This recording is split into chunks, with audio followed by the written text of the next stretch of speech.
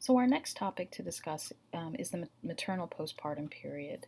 And we're talking about this postpartum period, as I said, from the perspective of mom, and it's sometimes referred to as puerperium.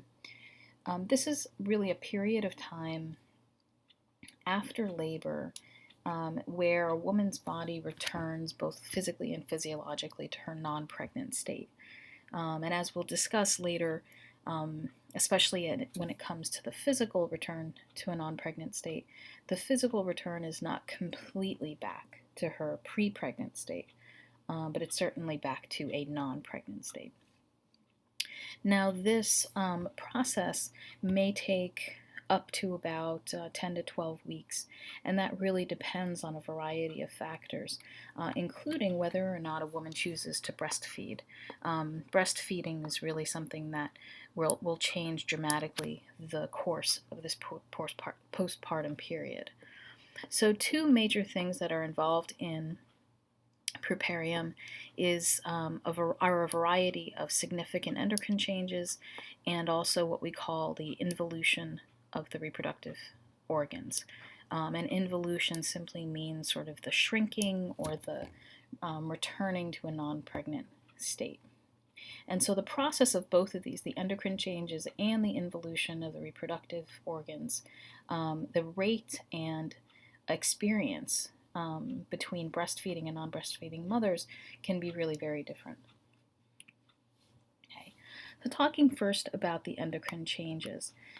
And in this graph, what we're looking at are the postpartum endocrine levels from days after delivery, okay, starting with delivery, 0, 20, 40, 60, 80 to 100 days.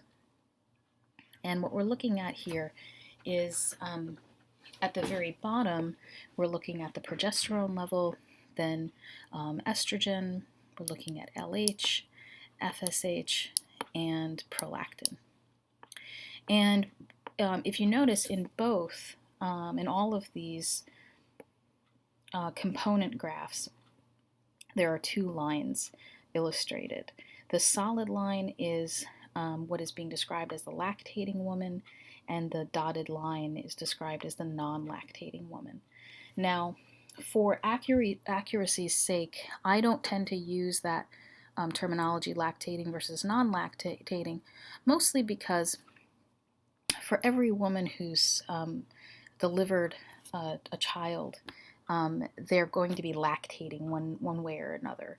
Whether they're choosing to breastfeed or not is really the distinction. So lactation, in terms of producing breast milk, is happening to all mothers postpartum. So whether or not you are actively breastfeeding, solid line, versus not actively breastfeeding, dotted line. Okay. So first, let's look at this prolactin level. So you notice that in the actively breastfeeding mom, her prolactin level, baseline level, remains high for quite some time compared to the non-breastfeeding woman. Okay, so the non-breastfeeding woman, her prolactin levels return to non-pregnant state at about 20 to 25 days, 20 to 30 days postpartum. Okay, that's that point right there. In a breastfeeding woman, her prolactin levels are going to return to non-pregnant state levels by about 80 days. Okay. Now, this prolactin level is describing baseline prolactin. So in a breastfeeding woman, her baseline prolactin levels remain higher than normal up to about 80 days, where it then goes back down.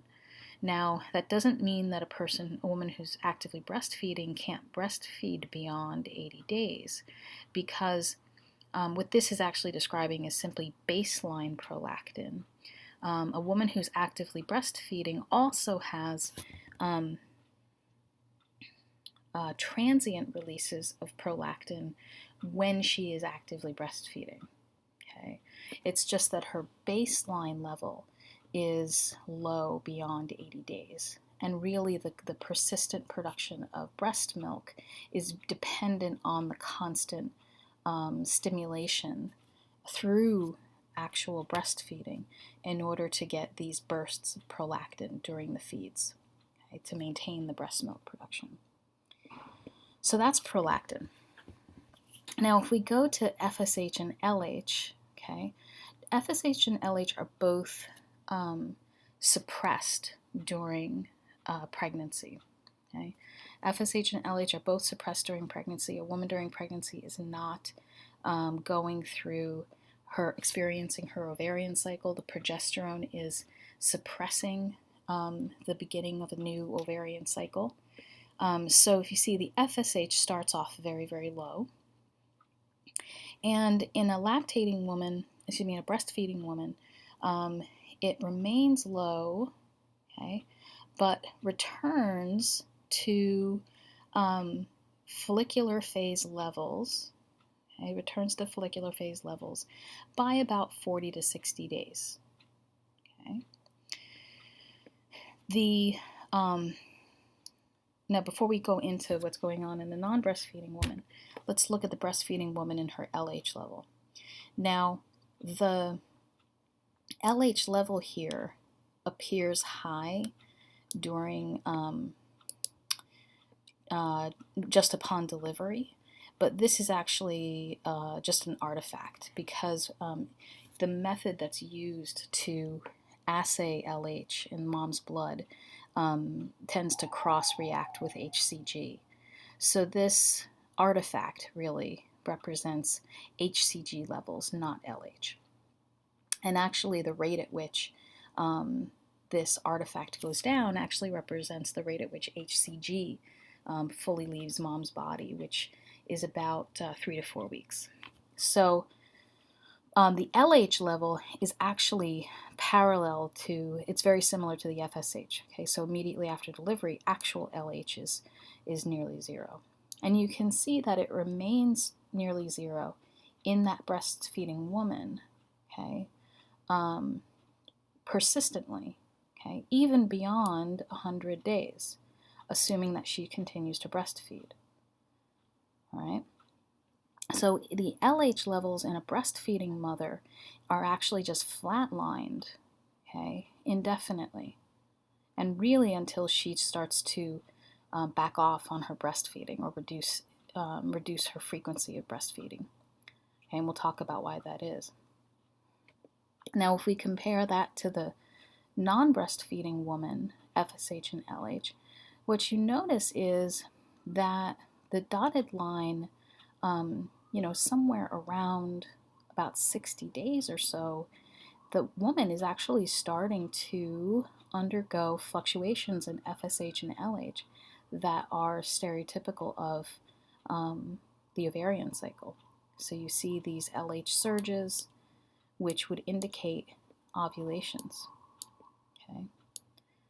So you can already see here, but with the FSH and LH, between the breastfeeding and non-breastfeeding woman, the non-breastfeeding woman by 2 months has resumed her menstrual cycle, or her ovarian cycle, while the breastfeeding woman continues to be non-cycling. Her amenorrhea continues. Okay? And these little M's indicate a menstruation that precedes an ovulation. And estrogen and progesterone parallel the same thing that we see with FSH and LH. Okay? In the breastfeeding woman, estrogen and progesterone remain at follicular phase levels persistently, while in the non-breastfeeding woman, you get the resumption of ovarian cycle changes at about 2 months. So when a woman resumes her menstruation and ovulation varies considerably between women who are choosing to breastfeed and women who are not. So among non-breastfeeding women, these women are resuming their menstruation generally between about 6 to 10 weeks postpartum. Okay. Now, about half of these cycles, when they first return, are anovulatory, meaning that about half of these first cycles that return are not preceded by an ovulation. Okay. However, it could be. Okay. So, women that are counting on this persistent infertility until they can start to menstruate, it's not a guarantee, right? So, but among breastfeeding women, their return to menstruation and return to ovulation and fertility actually takes much longer. So you can see that this postpartum period is actually a period of infertility for all women, okay?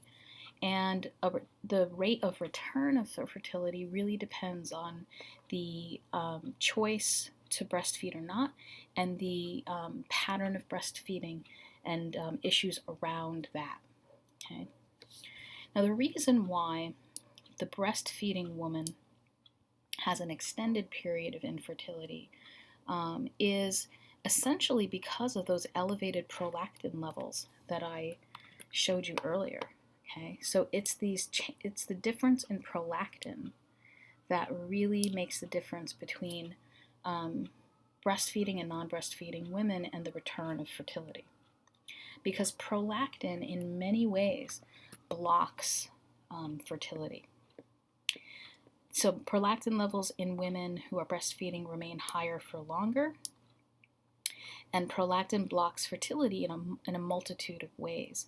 It blocks it by acting on the hypothalamus, it acts on the pituitary gland, and it also acts on the ovarian follicles. Okay, so at every level of reproductive action, prolactin is suppressing fertility.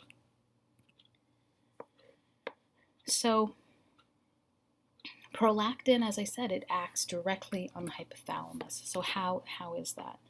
It suppresses the amplitude and frequency of GnRH pulses. So prolactin prevents the release of GnRH. Prolactin also decreases pituitary sensitivity to GnRH, okay, which then suppresses FSH and LH. Additionally, prolactin decreases the sensitivity of the ovarian follicles to FSH and LH, okay, which then block ovulation. So this blocking of ovulation is quite profound in a woman who is exclusively breastfeeding for a period of time postpartum. Now, there actually is a method of contraception based on this idea of suppressed fertility through lactation, and it's called the Lactation Amenorrhea method of contraception, or LAM. Okay. Now, there's a few requirements for LAM to actually be to have a low failure rate. Okay, so some of these requirements is, number one, that you haven't experienced anything you would consider to be a menstruation. Okay, so menses have not returned, and you haven't experienced anything that you would consider to be a menstrual cycle. Okay, so light, heavy, whatever seems to be the pattern for you, that hasn't returned. Okay, and the other one that is extremely important is that the breastfeeding is exclusive. There's no supplementation. Okay, and then the third most important one is, it's not most important, but the third very important one is that this really, for a method of contraception with a low failure rate, this really can only hold for the first 6 months postpartum. Okay?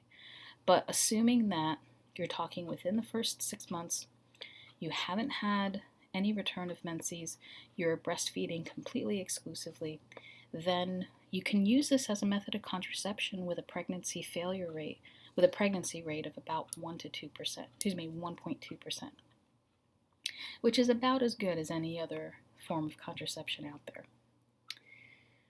Now, the reason for this exclusivity with regard to breastfeeding is that any supplementation is going to reduce the demand for breast milk, potentially the frequency of feedings, and the duration of feedings potentially. Okay? And by doing that, by interfering with any one of those things, you're really compromising the natural sources of prolactin stimulation. Okay?